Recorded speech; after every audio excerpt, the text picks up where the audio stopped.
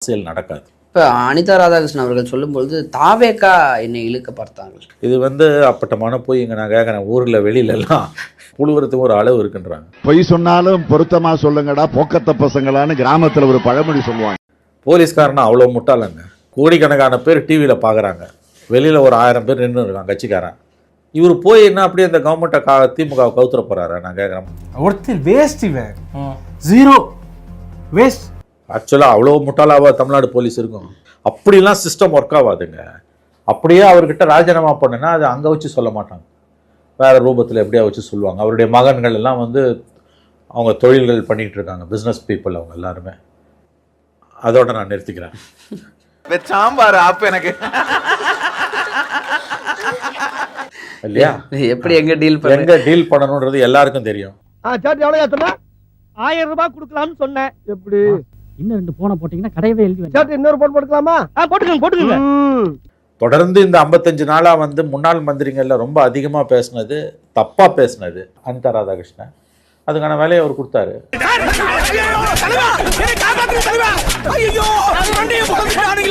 இதான் போலீஸ் அடியா, அடமல மாதிரி சட்ட விழுகுது.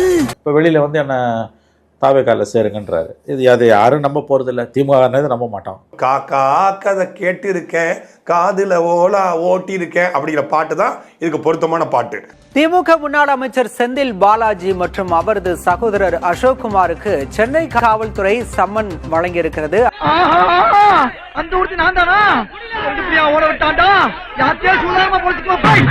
செந்தில் பாலாஜியும் அவரது சகோதரர் அசோக்குமாரும் இன்று காலை 10:30 மணிக்கு ஆஜராக சம்மன் அனுப்பப்பட்ட நிலையில் இருவரும் தற்போது வரை ஆஜராகவில்லை. இவரையெல்லாம் பிடிக்க முடியாது சார். பிடிக்க முடியாதா? ஏன்? இவர் பெரிய டேஞ்சர் ஃப்ளோ. செந்தில் பாலாஜி எங்க இருக்கிறாருன்னு, எந்த ரூபத்தில் இருக்கிறாருன்னு யாருக்கும் தெரியல.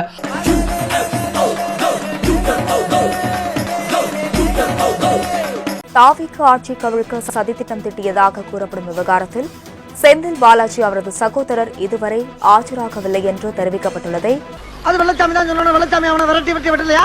அதெல்லாம் அவன் கண்ணு முன்னால வந்து போமா இல்லையா? பயப்படிதான் செய்யணும். லேசுவாட்டா கேளுங்க. ஆட்சி கவிழ்ப்பு சதி வழக்கு தொடர்பாக முன்னாள் அமைச்சர் செந்தில் பாலாஜிக்கு லுக் அவுட் நோட்டீஸ் அனுப்பப்பட்டிருக்கிறது.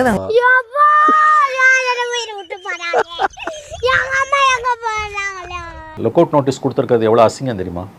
டேய், ஆமா மாப்ள, நானா இருந்தா தூக்கு போட்டுக்கிட்டு செத்துருப்பேன்.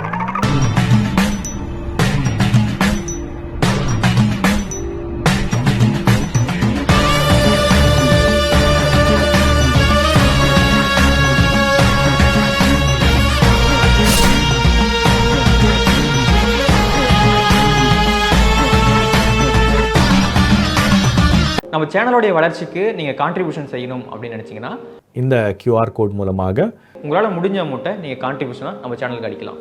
நன்றி. லுக் அவுட் நோட்டீஸ்னால் என்னன்னு தெரியுமா? நாட்டை விட்டு வெளியேறக்கூடிய அத்தனை எக்ஸிட் பாயிண்ட்ஸ்லையும், ஏர்போர்ட்ஸ், போர்ட்ஸ், ரயில்வே ஸ்டேஷன்ஸ், சில நாடுகளுக்கு இந்தியாவோட ரயில் போகுது, எல்லா இடத்துலையும் ஃபோட்டோவை ஒட்டி இமிக்ரேஷன் ஆஃபீஸர்ஸ்க்கு கொடுத்துட்றாங்க.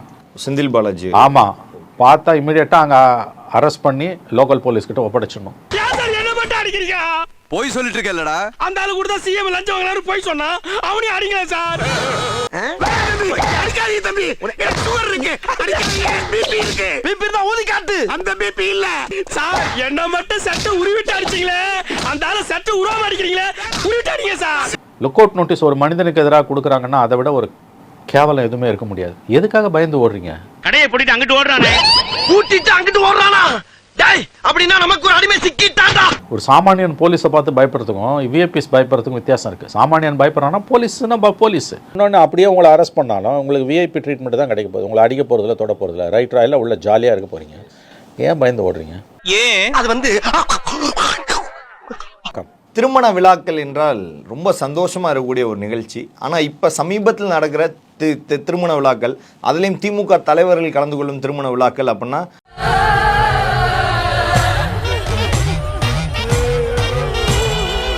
அப்படியே ஆரம்பித்ததுலேருந்து முடிகிற வரைக்கும் ஒரே ஒப்பாரி மாதிரி தான் போயிட்டுருக்கோம். இப்போ உதயநிதி அவர்கள் பேசும்போது சில விஷயங்கள் சொன்னார். இந்த ஆட்சி எப்போ வேண்டாலும் கவிழலாம். அந்த பெரிய மரம் இல்ல, அந்த பெரிய மரத்துக்கடியில அதே மரமா? அந்த மரம் தான். நானும் சாக்லேட்லாம் போட்டு இந்த ஆட்சியை கவிழ்க்கிறதுக்கு திமுக சதி பண்ணுதோ இல்லையோ, ஆனால் வார்த்தைக்கு வார்த்தை மேடைக்கு மேடை இந்த வார்த்தையை போட்டுறாங்க. இந்த ஆட்சி எப்போது வேண்டுமானாலும் கவிழலாம், தயாராக இருங்கள்.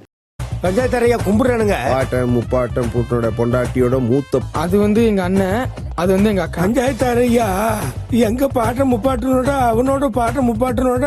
அவங்களுக்கு பிடிக்கல, அவங்களால ஏற்றுக்க முடியலன்றதுனால இந்த தேர்தல் முடிவுகளே சரியில்லைன்னு அவங்க நினைக்கிறாங்க. கவர்மெண்ட் கவுந்துரும்னு அவங்க விரும்புகிறாங்க.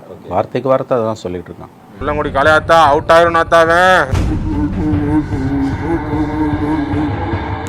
விக்கெட். சரி இந்தாடா, ரொம்ப ஆசைப்பட்ட இந்த விளையாடு. என்னது இது? ஏதோ ₹1 கையில கட் பண்ணி போட்டிருக்க. ரத்த கலர்ல ஏதோ இருக்கு. அடா பாவி, நான் தோக்கணும்னு கொல்லங்குடி காளையாத்தலுக்கு காசு வெட்டி போட்டிருக்கேடா.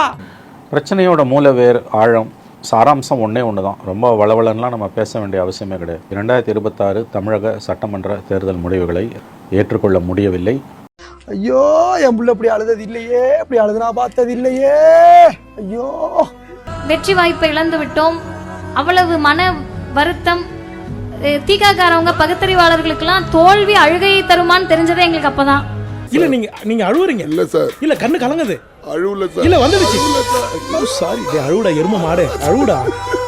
இப்படி ஒன்று நடக்கலை அப்படின்னு நம்புகிறாங்க அவங்க. குறிப்பாக ஜோசப் விஜய் முதலமைச்சராக வந்ததை அவர்கள் ஏற்றுக்கொள்ள மறுக்கிறார்கள். நீ கவலைப்படு ப்ரோ, நாங்க உங்க கூட இல்ல. ஆரம்பத்தில் கொஞ்சம் மன வருத்தமா இருக்கும், போக போக அப்படியே பழகிடும். பழகிடுமா? இப்ப என்ன நடந்துச்சுன்னு தெரியுமா? எனக்கு ஞாபகம் இல்லை. உண்மையிலையா? எப்போ பார்த்தாலும் கவுந்துரும். முதல்ல 6 மாதத்தில் கவுந்துருன்னாரு ஸ்டாலின், அப்புறம் 3 மாதத்தில் கவுந்துருன்னாரு, அப்புறம் கடைசியாக பேசும்போது எந்த நேரமும் ஆட்சி கவிழலாம். அதுக்கு அடுத்த நாள் தான் ஆட்சி கவிழ்ப்பு முயற்சின்னு முதல்ல ஒரு 3 பேர் அரெஸ்ட் பண்ணாங்க. இப்போ ஸ்டாலின் பேசுறதுக்கும் இந்த முயற்சிகளுக்கும் தொடர்பு இல்லை என்று நாம் எப்படி கருத முடியும்? ஏதோ தொடர்பு இருக்குமோ என்ற சந்தேகம் எல்லோருக்கும் ஏற்பட்டிருக்கிறது. அப்புறம் அவரோட என்ன பேச்சு?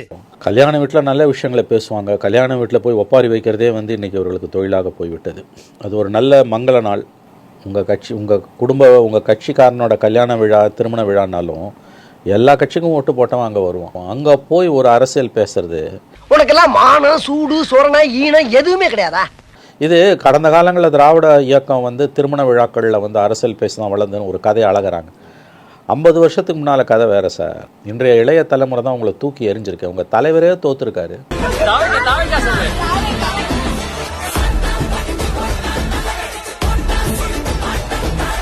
அதை பற்றின ஒரு சுய பரிசோதனை இல்லாமல் தினமும் கவர்மெண்ட்டுக்கு ஆட்சி கவுந்துரும்னா இது அவங்க ஒரு விதமான டினையல் மோட்ல இருக்காங்க.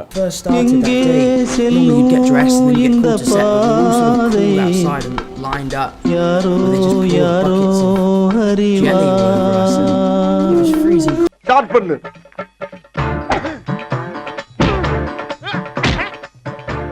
இங்கிட்டு வா. அப்படியா?